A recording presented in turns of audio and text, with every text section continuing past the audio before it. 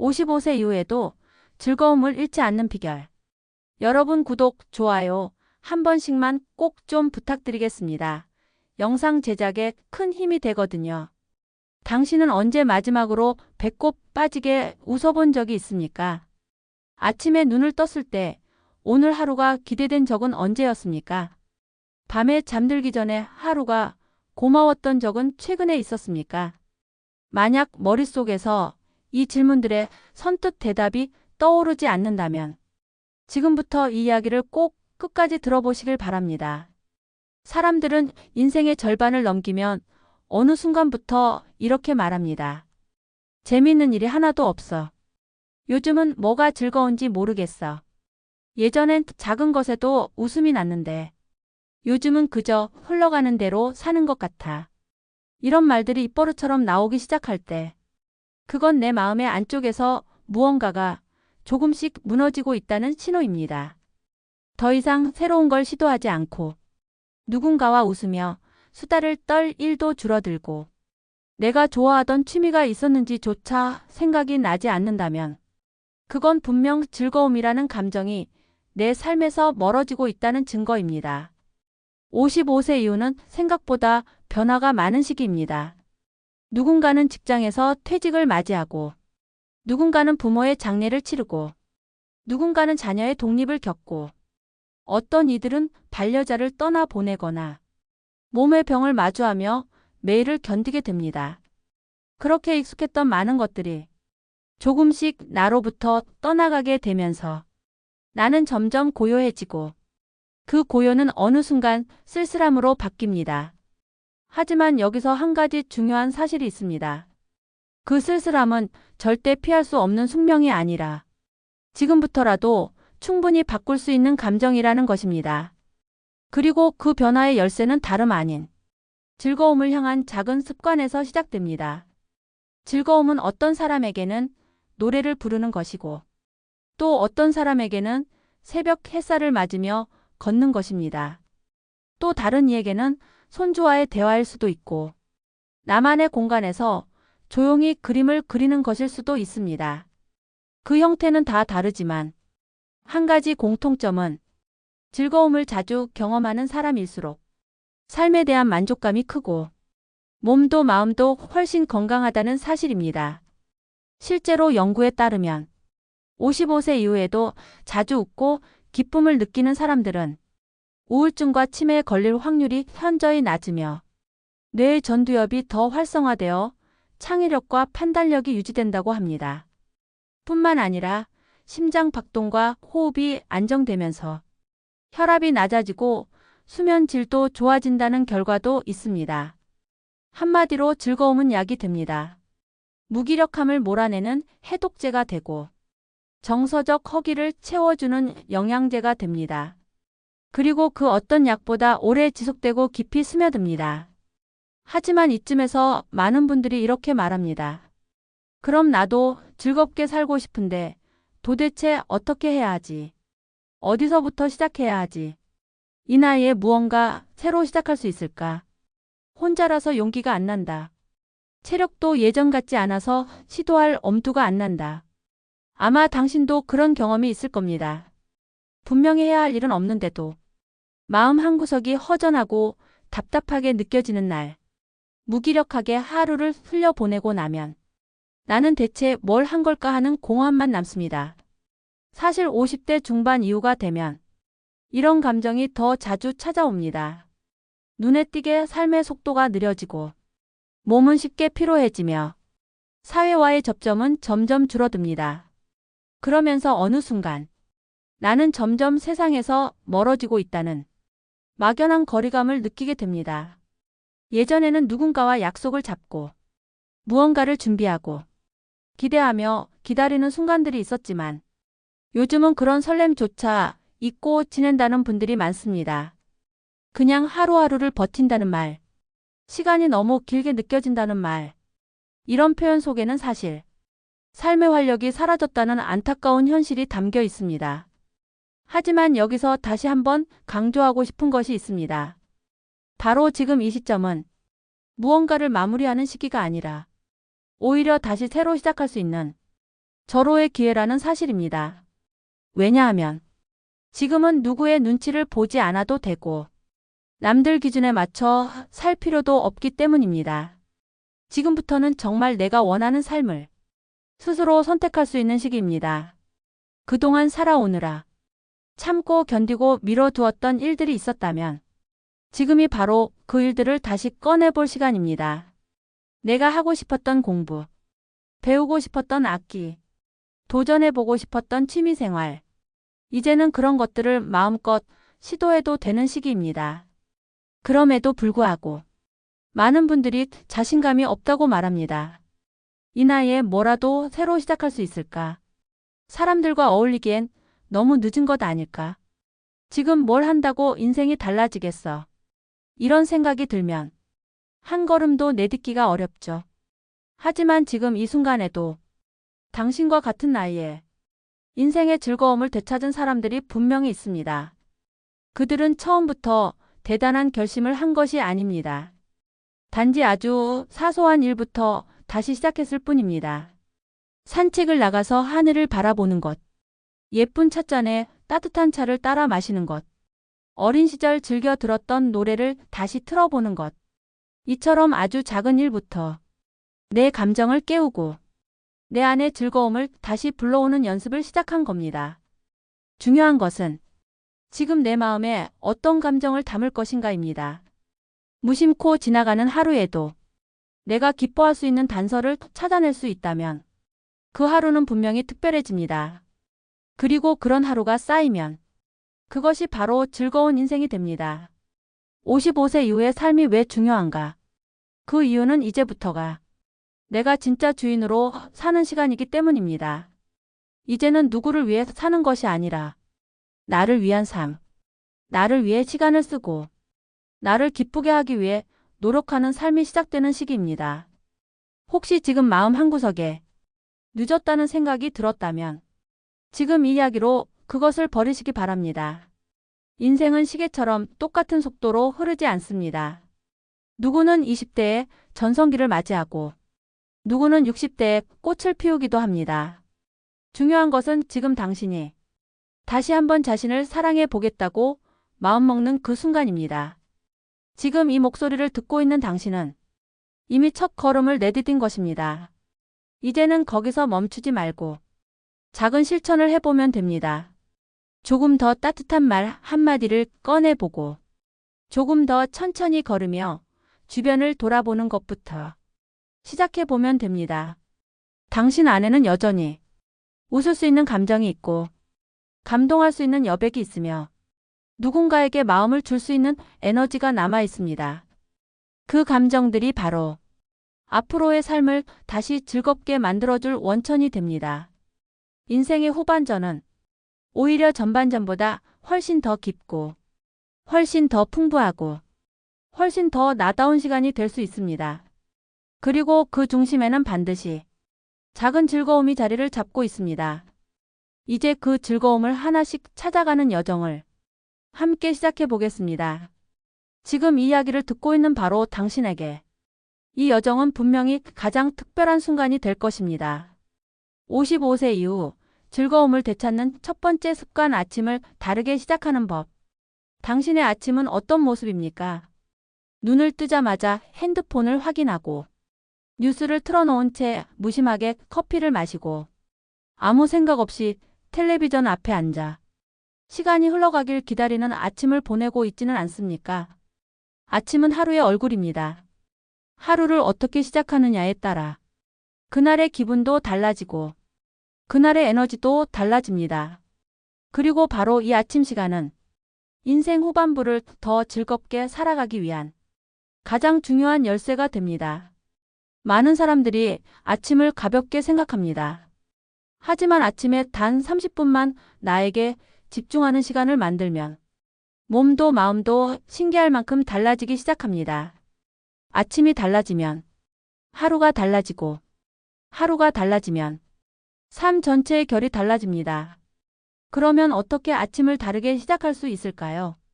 무언가 거창한 계획이나 운동을 떠올릴 필요는 없습니다.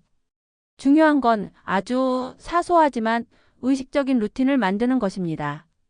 예를 들어, 눈을 뜨자마자 고요하게 앉아서 오늘의 나에게 한마디를 건네보는 것부터 시작할 수 있습니다. 오늘도 잘 일어났구나. 고생 많았어. 하루가 기대돼.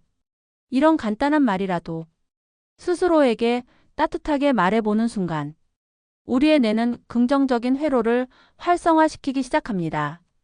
그리고 그 뇌의 반응이 기분을 바꾸고 표정을 바꾸고 몸의 에너지를 바꾸는 데까지 이어집니다. 그 다음 할 수 있는 것은 가볍게 몸을 움직이는 것입니다. 거창한 운동이 아니라 침대 옆에서 두 팔을 들어 올리고 목을 천천히 돌리며 어깨를 앞뒤로 굴려보는 것. 딱 5분만 해도 몸 안에 있는 묵직한 무기력함이 사라지고 머리가 맑아지는 걸 느낄 수 있습니다.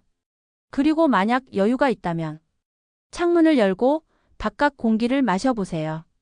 새소리나 바람소리, 햇살이 들어오는 느낌. 그 모든 자극들이 내 몸 안의 감각을 깨우고 내가 살아있다는 감정을 되살려 줍니다.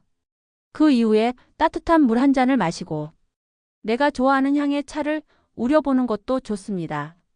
아침에 차를 마시며 잠시 멍하니 앉아있는 시간은 생각보다 큰 힘이 됩니다. 그 순간만큼은 어떤 정보도 받아들이지 않고 그저 나의 호흡과 감각에 집중해 보는 겁니다. 이 모든 것이 합쳐져도 불과 30분이면 충분합니다. 하지만 그 30분은 단순한 시간이 아니라 당신의 하루를 기쁨으로 열 수 있는 감정의 버튼이 됩니다. 이 루틴을 매일 반복할수록 몸은 그것을 기억하고 마음은 조금씩 안정되기 시작합니다. 그리고 어느 날부터는 하루가 훨씬 가볍고 상쾌하게 느껴지고 작은 일에도 웃음이 나오고 감사할 일이 하나둘씩 보이기 시작합니다. 즐거움은 멀리 있는 게 아닙니다. 바로 아침이라는 가장 가까운 시간 안에 고요하게 숨어 있습니다. 그 시간을 어떻게 보내느냐가 삶 전체의 분위기를 결정합니다. 이제 내일 아침부터 하나만이라도 시도해 보세요. 눈을 감고 스스로에게 인사하는 것, 팔을 쭉 뻗어보는 것, 햇살을 마시는 것. 이 간단한 실천들이 당신의 인생 후반을 가장 따뜻한 색으로 물들게 할 것입니다. 55세 이후 즐거움을 되찾는 두 번째 습관, 뇌를 깨우는 배움의 즐거움. 사람의 뇌는 나이를 먹는다고 멈추지 않습니다. 오히려 계속해서 자극을 주고 사용하면 더 활발하게 작동하고 더 깊이 있는 사고를 하게 됩니다. 그런데 많은 사람들이 50대 이후부터 배움을 멈춰버립니다. 더 이상 배워서 뭐하나. 나는 이제 늦었어. 그런 생각들이 우리의 뇌를 서서히 무기력하게 만듭니다. 뇌가 멈춘 것이 아니라 배움을 포기한 순간부터 즐거움이 줄어든 것입니다. 지금 당신의 뇌는 여전히 배움을 기다리고 있습니다. 그리고 그 배움은 반드시 학문일 필요도 없고 시험을 위한 공부일 필요도 없습니다. 단지 새로운 것을 접하고 새로운 방식으로 생각하고 새로운 시선으로 세상을 바라보는 것. 그 자체가 뇌에게는 최고의 선물입니다. 예를 들어 스마트폰으로 사진을 편집하는 것을 배워보는 것. 아들이나 손주에게 보내는 영상을 만들어 보는 것. 유튜브 채널을 개설하고 일상을 공유해 보는 것. 어렵게 느껴질 수도 있지만 지금은 정말 쉬운 방법으로 누구나 시작할 수 있는 도구들이 넘쳐납니다. 그 외에도 외국어를 다시 배우는 사람들도 많습니다. 젊은 시절 포기했던 영어 회화를 하루 10분씩 듣고 따라 말하는 것부터 시작하거나 일본어, 중국어 등 다른 언어를 애니메이션이나 드라마로 접하면서 자연스럽게 익히는 분들도 있습니다. 혹은 글을 써보는 것도 좋습니다. 일기를 다시 써보거나 짧은 시를 지어보거나 나의 인생 이야기를 정리해보는 것. 그 모든 과정이 뇌를 활성화시키고 감정을 정리하고 마음의 통로를 다시 여는 열쇠가 됩니다. 무엇을 배우느냐보다 어떻게 배우느냐가 더 중요합니다. 스스로가 흥미를 느끼고 조금이라도 재미있게 여길 수 있는 것을 찾아야 합니다. 억지로 공부하는 것이 아니라 기분 좋은 자극이 되어야 그 배움이 즐거움으로 이어질 수 있습니다. 그리고 절대 잊지 말아야 할 사실 하나. 늦은 배움은 더 깊은 감동을 줍니다. 젊은 시절의 배움은 목적을 위한 도구였지만 지금의 배움은 나 자신을 위한 선물입니다. 그렇기에 더 여유롭고 더 따뜻하고 더 오래 기억에 남는 것입니다. 한 예로 70이 넘은 한 할머니는 매일 유튜브로 클래식 피아노를 배우기 시작했습니다. 처음에는 손가락이 마음대로 움직이지 않아 실망도 했지만 매일 조금씩 연습하며 3개월 만에 처음으로 베토벤을 연주했습니다. 그 순간 눈물이 났다고 합니다. 자신이 아직도 이렇게 살아있다는 걸 느꼈다고 말했습니다. 이처럼 배움은 단지 지식을 쌓는 것이 아니라 나를 다시 살아있게 만드는 과정입니다. 내 안의 감각을 깨우고 세상과 연결되게 만들고 무엇보다 내 삶에 다시 활기를 불어넣어 줍니다. 지금 당신이 배울 수 있는 것은 무한히 많습니다. 그 어떤 것도 늦은 것이 없습니다. 중요한 것은 한 가지. 나를 위해 무엇을 배우고 싶은가? 그 질문을 지금 스스로에게 해보는 것입니다. 즐거움은 배우는 과정 안에 있습니다. 익숙한 것을 반복하는 삶이 아닌 조금은 낯설고 새로운 것을 시도하며 실수도 해보고 다시 시도하며 하루하루 성장하는 감각을 느낄 때 우리의 뇌는 미소 짓고 우리의 마음은 다시 설렘을 회복합니다. 이제는 머뭇거리지 말고 하나의 배움을 선택해 보세요. 글쓰기든 그림이든 외국어든 악기든 그 배움 속에서 당신의 내면에 잠들어 있던 즐거움이 다시 눈을 뜨게 될 것입니다. 55세 이후 즐거움을 되찾는 세 번째 습관, 사람과 연결되는 기쁨. 사람은 누구나 관계 속에서 살아갑니다. 아무리 혼자 있는 것이 편하다고 해도 완전히 혼자인 삶은 결국 외로움이라는 무게를 남깁니다. 특히 55세 이후에는 자녀가 독립하고 직장에서의 역할도 줄어들고 사회적인 관계가 줄어들면서 혼자 있는 시간이 점점 길어집니다.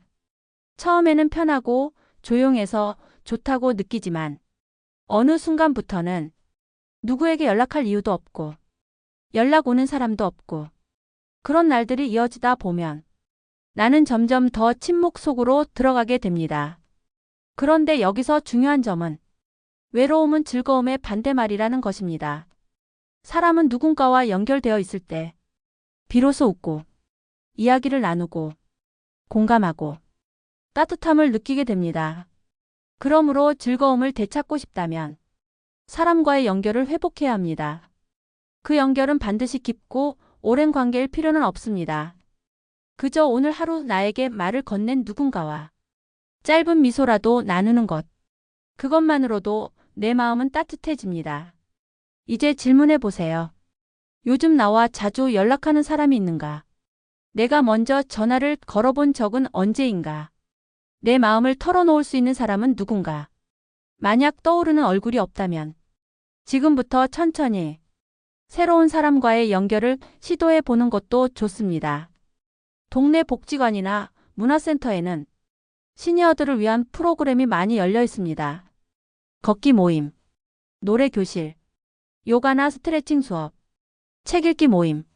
이런 모임에 나가보면 생각보다 나와 비슷한 고민을 가진 사람들이 많고 그들과 자연스럽게 마음을 나눌 수 있습니다. 처음엔 어색하고 낯설겠지만 몇 번만 나가보면 그 속에서 내가 웃고 있는 모습을 발견하게 됩니다. 어떤 분은 시니어 커뮤니티에 나가기 시작하면서 매일 아침이 기대된다고 말합니다. 오늘은 또 어떤 이야기를 나눌 수 있을지, 내가 만든 쿠키를 누가 좋아해 줄지, 그런 소소한 기대감이 삶의 활력이 된다고 합니다. 그 외에도 온라인 모임도 추천할 만합니다. 줌이나 카카오톡을 통해 진행되는 비대면 독서 모임이나 그림 수업, 시니어를 위한 SNS 커뮤니티도 많아지고 있습니다. 기술이 낯설다고 걱정할 필요는 없습니다. 요즘은 쉽게 따라할 수 있게 안내도 잘 되어 있고 도와주는 사람들도 많습니다. 중요한 건 내가 사람들과 연결되고 싶어 한다는 마음입니다. 그 마음을 숨기지 말고 조금씩 표현해 보는 겁니다. 가족에게 먼저 안부를 묻는 문자 한 통. 오래된 친구에게 커피 한잔 하자고 전화하는 것.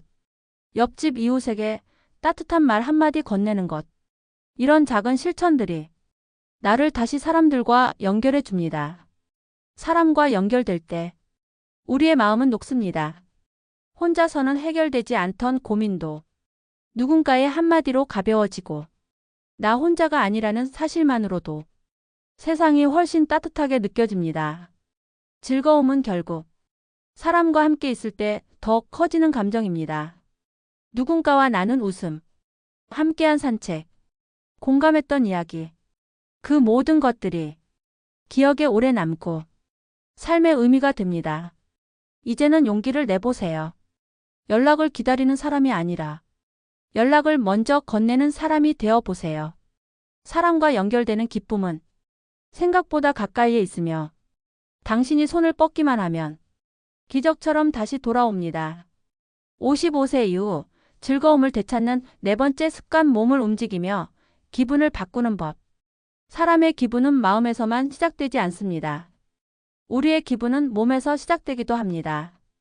가만히 누워있는 날, 아무 이유 없이 우울하고 기운이 없는 이유는 사실 몸이 멈춰있기 때문입니다.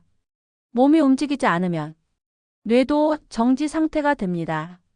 반대로 몸이 조금이라도 움직이면 뇌도 자극을 받습니다. 그 자극이 감정을 바꾸고 생각을 바꾸고 결국 삶의 리듬을 바꾸게 됩니다. 이 말은 곧 기분이 가라앉을 때 마음만 붙잡고 씨름할 것이 아니라 몸을 먼저 움직여 보라는 뜻입니다. 생각보다 훨씬 빠르고 효과적인 방법이기 때문입니다. 그러면 질문해 봅니다. 당신은 요즘 얼마나 자주 걷고 있습니까? 얼마나 자주 땀을 흘리고 얼마나 자주 숨이 차오를 정도로 몸을 움직입니까? 나이가 들수록 움직임은 줄고 앉아있는 시간이 늘어납니다. 그렇게 하루 종일 앉아있거나 누워있는 시간이 반복되면 뇌는 점점 굳어가고 마음은 활기를 잃고 몸은 피로를 축적합니다. 하지만 여기서 희망적인 사실이 있습니다. 단 10분만 움직여도 우리 몸은 변화를 느낍니다. 단 20분만 걸어도 뇌에서는 도파민과 엔도르핀이 분비되기 시작합니다. 이 호르몬들은 바로 행복감과 기분 전환을 돕는 감정의 열쇠입니다. 그래서 지금부터는 무리하지 않고 즐겁게 실천할 수 있는 나만의 움직임을 찾아야 합니다. 가장 쉬운 건 걷기입니다. 매일 아침 또는 저녁 동네 한 바퀴를 천천히 걸어보세요. 음악을 들으며 걸어도 좋고 그냥 주변의 바람 소리와 새 소리를 들으며 걷는 것도 좋습니다. 처음에는 귀찮고 의욕이 나지 않지만 일주일만 해보면 몸은 금세 변화에 반응하기 시작합니다. 밤에 잠이 더 잘 오고 식욕이 좋아지고 무엇보다 기분이 훨씬 부드러워집니다. 그 다음 단계는 가벼운 체조나 스트레칭입니다. 유튜브에서 실버 체조를 찾아 따라하기만 해도 전신의 근육이 깨어납니다. 혈액순환이 좋아지고 오랫동안 굳어있던 어깨나 무릎 관절이 조금씩 부드러워집니다. 또 한 가지 좋은 방법은 음악을 틀고 혼자 춤을 추는 것입니다. 누구의 시선도 의식하지 않고 그냥 내가 좋아하는 음악에 몸을 맡기고 리듬에 맞춰 흔들어 보는 것. 이 단순한 행동에 놀라운 기분 전환이 됩니다. 중요한 건 운동을 위한 운동이 아니라 즐거움을 위한 움직임이라는 점입니다. 힘들고 지루한 루틴이 아니라 기대되고 상쾌한 시간이 되어야 그 습관이 오래 지속될 수 있습니다. 이때 한 가지 팁은 정해진 시간과 장소를 만들면 좋습니다. 예를 들어 매일 아침 9시에 거실에서 스트레칭, 매주 월수금 오후에 공원 산책. 이런 식으로 일상을 리듬 있게 설계해 두면 몸이 자동으로 기억하고 따라갑니다. 그리고 가장 중요한 건 완벽하게 하려고 하지 않아도 된다는 것입니다. 하루 빼먹어도 괜찮고 오늘은 조금밖에 못해도 괜찮습니다. 중요한 건 다시 시작할 수 있다는 믿음과 오늘 내 몸에 신경 써줬다는 그 마음입니다. 몸을 돌보는 건 단순히 건강을 유지하기 위함이 아닙니다. 몸을 움직이는 그 자체가 내 마음을 움직이고 삶 전체를 흔들어 깨우는